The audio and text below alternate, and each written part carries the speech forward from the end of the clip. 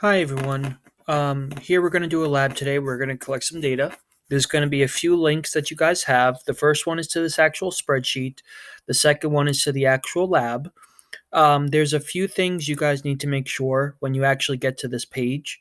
The first thing is there's three options at the bottom. You need to go into the one that says lab.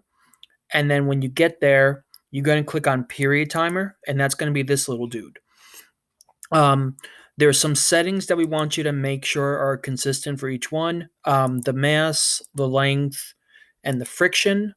And we're going to start off on Earth. So if you can, make sure that those numbers match up. Length, mass, we're on Earth, there's no friction. And it says here the amplitude is going to be 10 degrees. So I'm going to pull back this dude.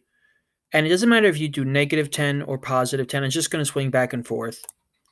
I'm also going to press this play button here, and I don't have to worry about it because when I press this play button, the period automatically gets measured, and you may notice it will stop automatically. You just have to press the play button once, and it will record. So I'm going to pause that. Notice my period on Earth is 1.6204, so I'm going to come over here. You don't have to worry about the units. I give you guys the units in the table. The next thing I'm going to do is do this again for the moon and Jupiter.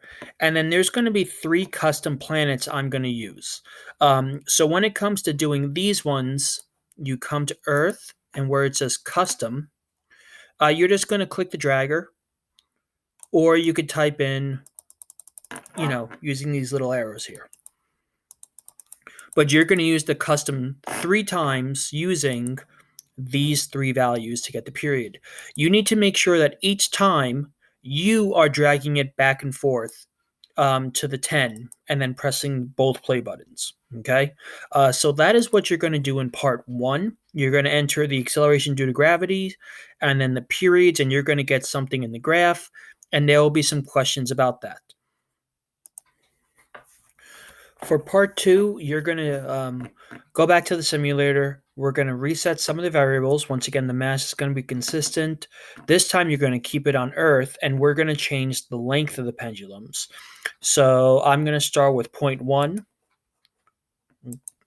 So once again, I have my length is 0.1, my mass 1. I'm on Earth. There's no friction. I'm going to pull this guy back to 10, just like so. Play and play. I'm going to get one period, 0.6356. And I'm going to continue that down for the rest of these numbers here. And once again, a graph will auto-populate, and there will be some questions about that.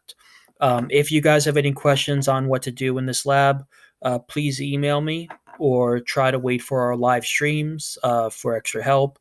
But this video should be useful to help you guys understand where you're going to type in your numbers. Other from that, good luck, and just keep on letting the pendulum swing.